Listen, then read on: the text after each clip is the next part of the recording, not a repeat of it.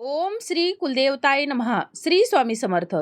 15 October 2023 पासून शारदीय नवरात्रीला सुरुवात होणार असून 24 ऑक्टोबर 2023 पर्यंत हा शारदीय नवरात्रीचा उत्सव साजरा करण्यात येणार आहे. या नवरात्री दरम्यान 9 दिवसांचा उपवास केला जातो. देवी मातेच्या 9 रूपांची पूजा केली जाते. या नवरात्रीमध्ये 9 दिवसांचा उपवास करत असताना आपल्याला काही नियमांचं पालन देखील करणं आवश्यक आहे. जे पालन केल्यामुळं दुर्गा माता आपल्यावर प्रसन्न होऊन आपल्या सर्व इच्छा मनोकामना पूर्ण करेल आणि आपल्या घरामध्ये सुख आणि समृद्धी येईल. परंतु आपण जर या नियमांचं पालन केलं नाही तर दुर्गा माता आपल्यावरती नाराज होईल आणि आपल्या घरावरती संकट येऊ शकतात. यासाठीच आपल्याला काही नियमांचं पालन करणं अत्यंत गरजेचं आहे. तर आज आपण आजच्या या व्हिडिओमध्ये हे कोणकोणते नियम आहेत, कोणकोणत्या चुका आहेत, तर आपण या नवरात्रीमध्ये उपवास करत असताना करायच्या नाहीत याच्याविषयीची अगदी महत्त्वपूर्ण माहिती अगदी थोडक्यात जाणून घेणार आहोत. तर संपूर्ण माहिती जाणून घेण्याकरता व्हिडिओ शेवटपर्यंत पहा.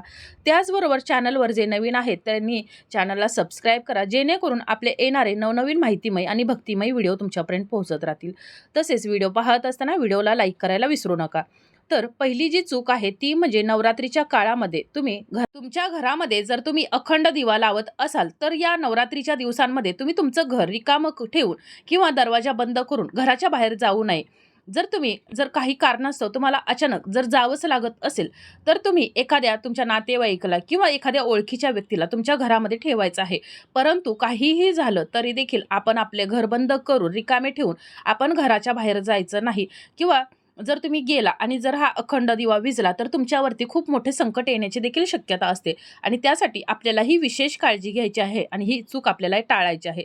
त्याचबरोबर आता दुसरी जी चूक आहे, दुसरं जे काम आहे तर ते म्हणजे जर तुम्ही चालिसा, मंत्र किंवा सप्तशती जर वाचत असाल तर वाचन करताना मध्येच बोलण्याची किंवा उठण्याची चूक करू नका.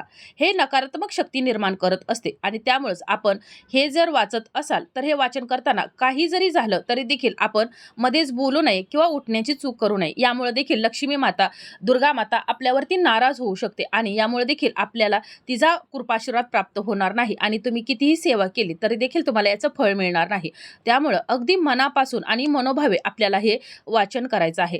त्याचबरोबर तिसरी जी गोष्ट आहे, तिसरं जे काम आहे ते म्हणजेच जे लोक उपवास करतात तर त्यांना विशेषतः लक्षात ठेवायचं आहे की या नवरात्रीच्या 9 दिवसांच्या काळामध्ये नख, दाढी मिशा किंवा डोक्यावरचे केस हे 9 दिवस कापत नाहीत. तर ही सर्व कामं ही नवरात्री सुरू होण्यापूर्वीच आपल्याला करायची आहेत किंवा नवरात्र संपल्यानंतर करायची आहेत. तर स्त्रियांनी देखील नख काढायची नाहीत किंवा इतर कोणती जर कामं असतील तर ती देखील या नवरात्रीच्या 9 दिवसांमध्ये करायची नाहीत. तसेच चौथं जी गोष्ट आहे, चौथं जे काम आहे तर नवरात्रीच्या दिवसात उपवास करणाऱ्या व्यक्तीने बेल्ट, चप्पल, शूज किंवा पिशव्या अशा ज्या वस्तू काही आहेत तर या चामड्याने बनवलेल्या असतात. तर त्या चामड्याने बनवलेल्या ज्या वस्तू असतात तर या 9 दिवसांमध्ये या वस्तू काहीही झालं तरी वापरायच्या नाहीत आणि ही आपल्याला चूक अवश्य टाळायची आहे.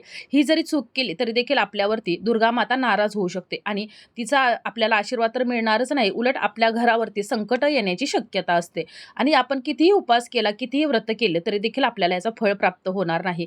तसंच आता जी पाचवी जी चूक आहे, पाचवं जे काम आहे ते म्हणजेच हे व्रत करणाऱ्या व्यक्तीनं 9 दिवस लिंबू कापायचं नाही. तसंच कांदा, लसूण आणि मांस जे तामसिक पदार्थ आहेत तर हे 9 दिवस या वस्तूंना हात देखील लावायचा नाही आणि हे खायचं देखील नाही. आपल्या घरामध्ये या वस्तू आणायच्या देखील नाहीत. तसंच लिंबू कापणं देखील या 9 दिवसांमध्ये आपल्याला टाळायचं आहे.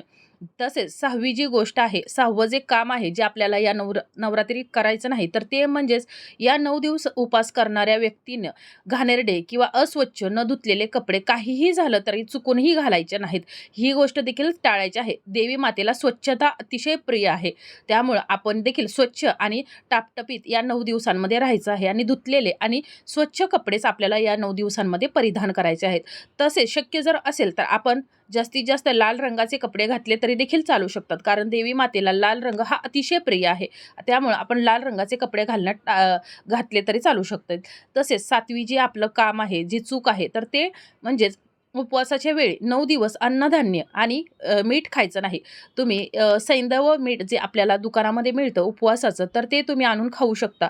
परंतु आपलं जे पांढरं मीठ जे भेटतं तर ते खाऊ शकत नाही.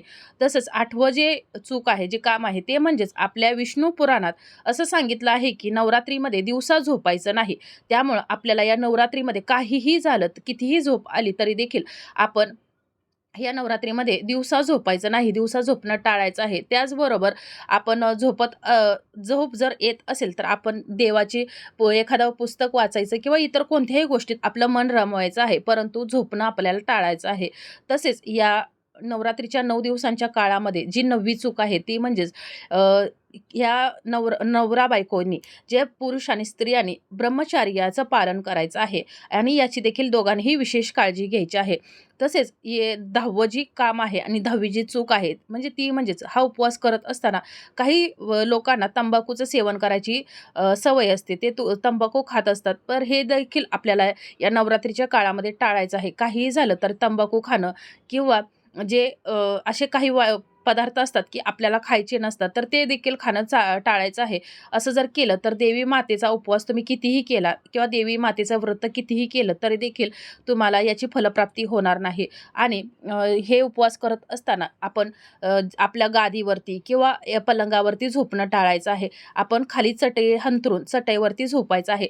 त्याचबरोबर या नवरात्रीच्या 9 दिवसात उपवास करणाऱ्या व्यक्तीनं चप्पल घालायची नाही. काही लोकं चप्पल घालणं देखील टाळत असतात. तर चपल्या घालायच्या नाहीत आणि बिना चपलेचंच आपल्याला 9 दिवस उपवास करणाऱ्या व्यक्तीनं राहायचं आहे. आणि अशा प्रकारे तुम्ही जर मनोभावे आणि अगदी मनापासून या नवरात्रीचा, दुर्गा मातेचा जर उपवास केला, तिची पूजा अर्चा केली, आराधना केली आणि 9 दिवस देवीची मनोभावे जर सेवा केली, तर दुर्गा माता तुमच्यावर प्रसन्न होऊन तुम्हाला तिचा कृपाशीर्वाद प्राप्त होणार आहे आणि तिच्या कृपाशीर्वादामुळे तुमच्या घराची भरभराट होणार आहे. तुमच्या घरामध्ये सुख, समृद्धी आणि शांतता निर्माण येणार आहे.